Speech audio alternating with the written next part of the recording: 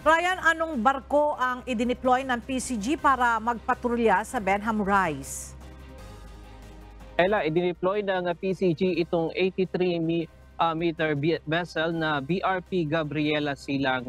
At kasama na nga sa pagpapatrolyahan ng barko na ito, itong silangan ng Hilagang Luzon kung saan matatagpuan nga ang Philippine o Benham Rise.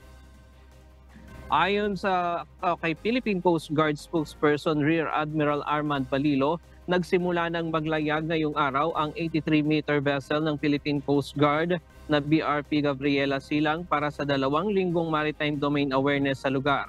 Iikutan ng barko ang Batanes at maging ang Philippine Rise na sinasabing dumaan ang 2 research vessel ng China. Tinabi ng PCG na hindi regular ang pagpapadala ng barko sa lugar dahil mas malalakas ang alon doon kumpara sa West Philippine Sea.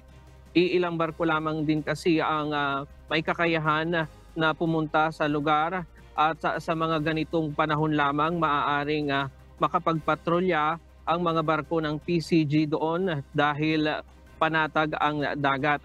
Nakahanda naman daw ang mga air asset ng PCG kung sakaling hindi umuubra ang mga barko na magsagawa ng surveillance doon.